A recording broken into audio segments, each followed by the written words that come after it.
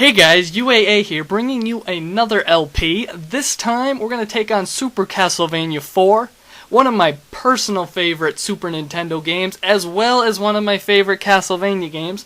Not my favorite, but it's up there, I'd say. And I'm going to do something that you may not have ever seen on another channel before. I'm going to show you the box art of the game, both front and back. So let's look at the front here.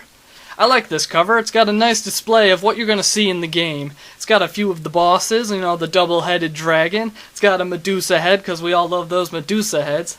And then it shows a grapple point with Simon Belmont swinging from the grapple point, which you'll see many of those in the game. I like it. And on the side it says, "Doom is at hand for the Belmont legacy as you enter the most chilling chapter of the most fiendish horror story ever told.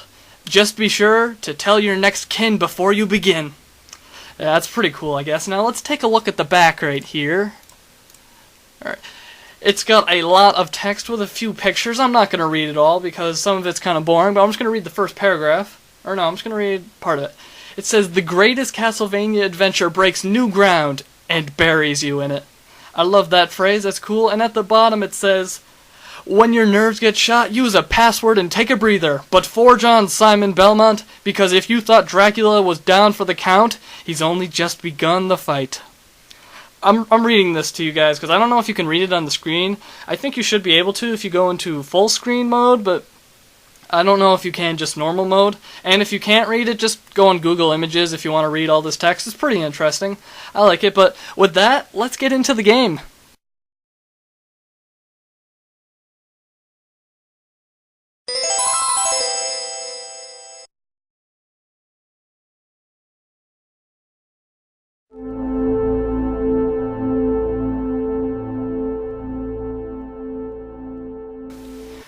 But just look at this title screen. It's so chilling. Oh my god, realistic lightning effects, bats fly up.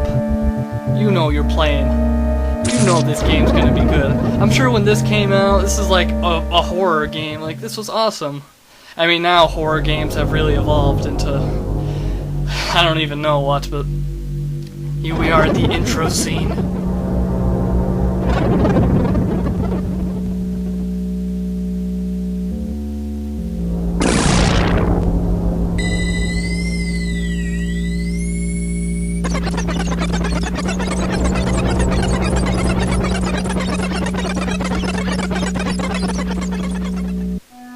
It seems that Dracula is alive once again.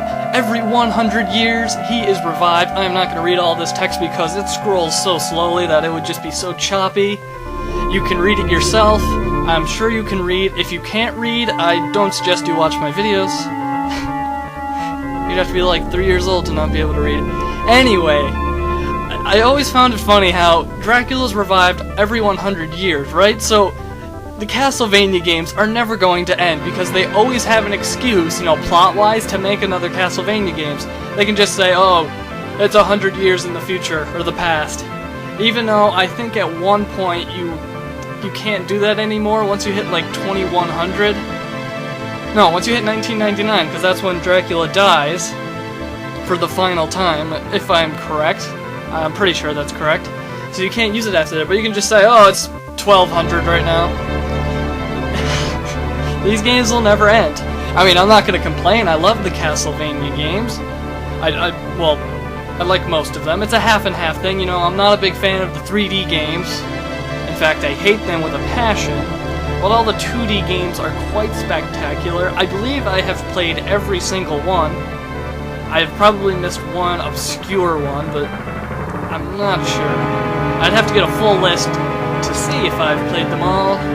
And this title is going along very slowly.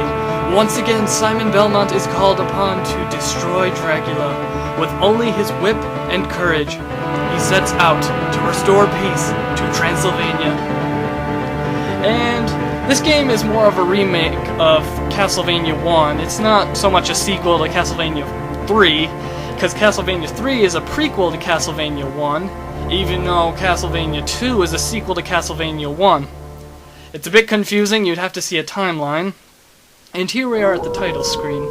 And it took me a long time to figure out how this name entry screen works, so I cut out about 5 minutes of me trying to figure it out. It's kind of embarrassing, I must say, but I figured it out. I call my guy Simon, because that's who we're playing as. We are Simon Belmont. Let's do this. We are entering the gates of the castle grounds. And we have some chilling music. The skull in the background. If you look closely, there are some bats going out. So, what is new about Castlevania since the 3 on the NES? Well, in this game, you have better control, and more importantly, you can whip in 8 directions. 8 directions instead of 2 directions, which is a plus. It really helps out. It kind of makes the game a little bit easy. But also, the Super Nintendo controller actually helps out a lot because, for example, with sub-weapons, on the NES you would have to press B and up to use the sub-weapon. On the Super Nintendo, you just need to press R, which is awesome. And I have to mention, this theme, one of the greatest in video game history. I love it. It is, oh, so good. You can't hate this song. You just can't hate this song. I love this song. I listen to it all the time. What a great song. But I should probably be describing the level. We are at the castle, I don't know what to call this, the castle grounds. You know, we're at the base of, you know, Dracula's castle. It's on a hill. We're at the base of the hill right now. It's a pretty easy level, I must say. Not too difficult. As far as enemies are concerned, you're gonna get your basic skeletons. You know, what you think of a Castlevania games. You got your skeletons, there's some slugs or something earlier, or later on ahead. You got your bone pillars, you got your bats. Of course you got your bats. That is a staple for pretty much any video game at this point. Gotta have your bats. So, I'm going to... I think I try to keep the cross the entire LP because the cross is the best sub-weapon by far. I like some of the other ones, but the cross is the best. Oh, I should probably talk about those. Those are grapple points.